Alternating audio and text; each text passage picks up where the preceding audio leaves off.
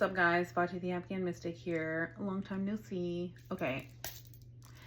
I feel like this just solidifies the fact that there are outside forces that will try to distract you and knock you off course. Okay. That is something that I have been sitting with over the last couple of months, but I would say in the last month specifically is where things have really come up in that realm, and for me to not allow myself to get distracted by outside energy, outside noise, and things like that. Something I was listening to earlier was like, oh, you know, people are like evil eyeing you and they don't want you to get your message out. So if you've been having like stuff happening with your phone, blah, blah, blah. Bitch, first of all, I have. Secondly, I just recorded a video after I haven't recorded in, I don't know, over a month. Like, I don't know, I think February was the last time I posted like readings or anything. Tell me why, as soon as I'm about to hit post, once I hit post, my fucking app glitches, closes out, no drafts, nothing. So, I'm going to say this and I'm going to say it out loud. No evil eye shall prosper against me. I am not affected by anybody's outside energy. I am not affected by anybody else's energy, ill will, negative intentions, jealousy, okay? Anything that is sent my way alchemizes and transmutes into prosperity for me that stays. And so it is. You're not gonna fucking stop me from talking, bitch. What the fuck? Anyways, luckily I still have the cards out. So, also with all of this Aries energy, I woke up to chaos this morning. I did not wake up in a peaceful state, right? And I've been trying to like not fully ignore, but kind of ignore the information that's been like, you know, being put out about like all of this Aries energy that's coming up. Because I was like, I'm so tired of being like bombarded by external information. Like, yeah, some of it's helpful, but then at some point it just becomes too much, which is why I take frequent social media breaks, because to be honest with you, there's a different word I was trying to use. To be frankly, even though I'm Fati, I am so susceptible to being bombarded by outside chaos and energy. It just becomes heavy. It's too much. My body just feels like I pull away from social media. I pull away from my phone. I don't want to post. I don't want to be on here. I don't want to do anything. Like, it just, I need to take frequent breaks because there's just so much going on. There's so much information being bounced around, information, misinformation, all of it's fucking subjective, right? Like, everything is relative. It doesn't, it's whatever. But he lost me train of thought. Bitch, what the fuck? All this to say, there's a lot of energy coming up, especially with all these Aries placements. And Aries is actionable. It's fire energy. It's inspiration. It's new beginnings. It's getting fired up and like taking action to do things, right? And so I wanted to bring a message of like, how can we utilize this energy? What is this bringing up for us? What is important for us right now to know about how this stuff is coming up at this point? So what I pulled and was also yelling at myself for, because I was like, bitch, I've been working with every single one of these crystals recently, not heavily, but they've been coming into my life, and I'm like, okay, checks out. So first of all, we have Knight of Swords. Okay, Knight of Swords energy, carnelian, which I also just got a piece. Carnelian is all about your sacral. So it's your inspiration, your creativity, your sensuality, your sexuality. It's life force energy. It's creation energy, right? It's action based. And Knight of Swords is usually, I mean, your knights are going to be messengers. They're action cards. They're like inspiration coming in. So with Knight of Swords, I feel like that's clarity. You're getting more clarity that might come in regards to your creative endeavors, in regards to your creations, your inspirations, your energy, just getting clear on what it is that you want to create or have been creating and haven't put out there yet, right? So I love that. I like that. Yeah. Ruby Zoisite with the Seven of Wands energy. Seven of Wands, I mean, even in this depiction with stones, like you can kind of see it's like little guys kind of against big guys, right?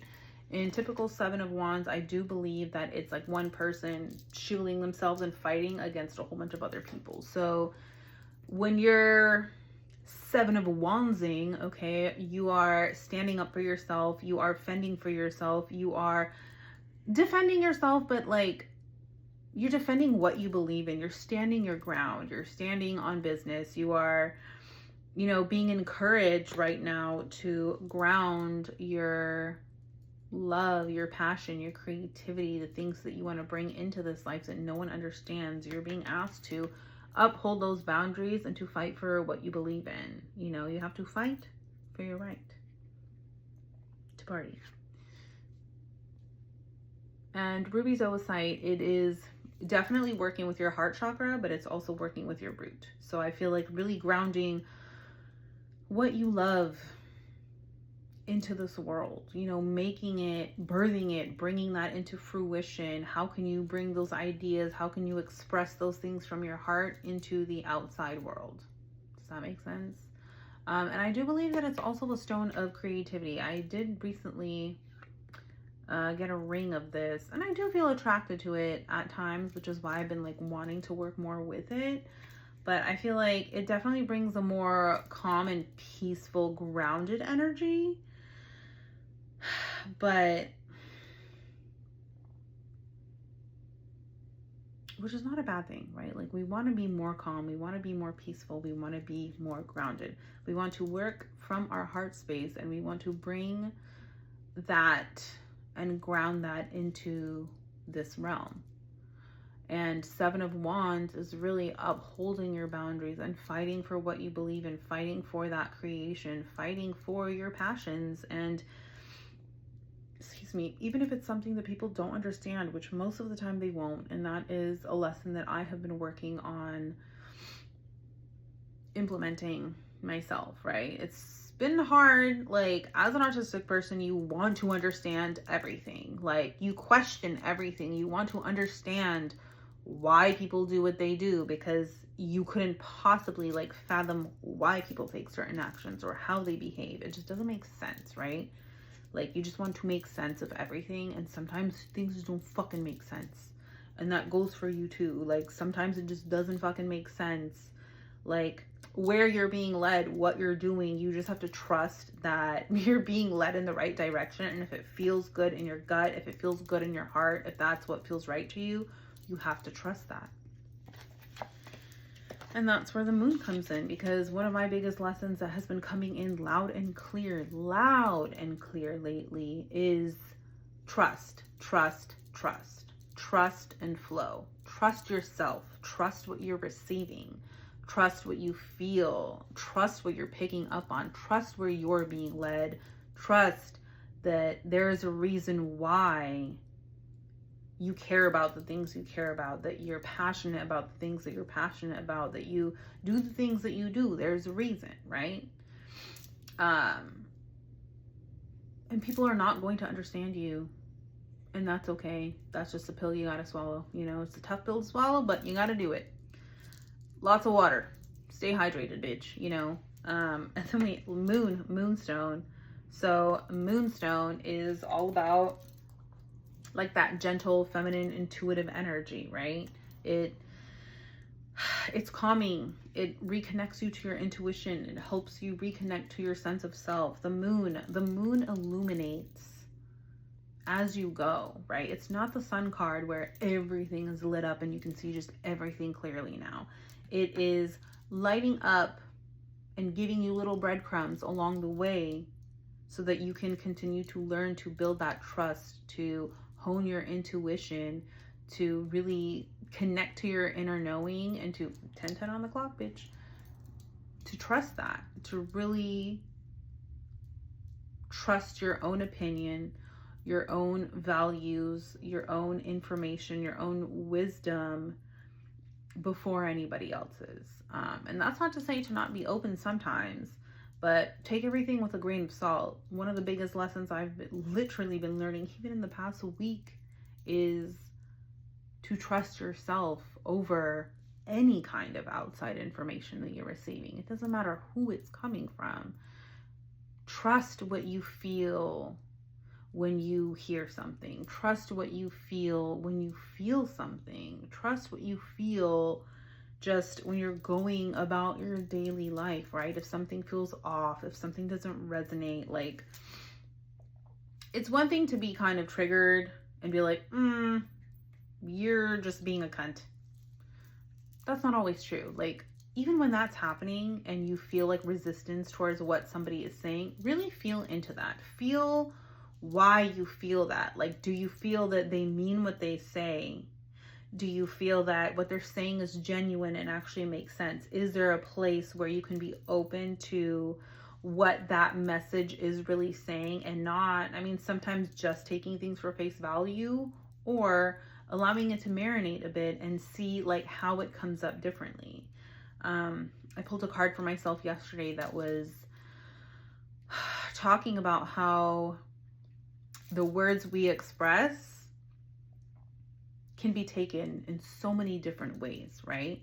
It's not like, sometimes we mean exactly what we say, and people like read between these invisible like lines that aren't there. We're like very straightforward. But sometimes, you know, people say things in a certain way where it's like, okay, no, you do need to read between the lines, or you sit with that message and you kind of let it marinate because it'll come up clear in a different way that makes sense for you, right? I hope that makes sense. The biggest thing here is to trust what you're receiving, trust yourself, trust your gut, trust your inner knowing, and trust your path. Most people aren't going to understand a single thing that you're doing. And I resonate with that hard. I got people questioning me left and right. And I'm like, bitch, I don't have any answers. I trust what I feel and I just keep going. And it's not fucking easy because you start to question yourself. You're like, am I fucking crazy? Like, am I even doing anything? Like, what's going on? But a lot of the transformations, a lot of the lessons that you experience, a lot of the actions you take, they're not for other people to see. It's not for anybody outside of you. Like, maybe down the road, you know, somebody will see this and be like, oh, that resonates.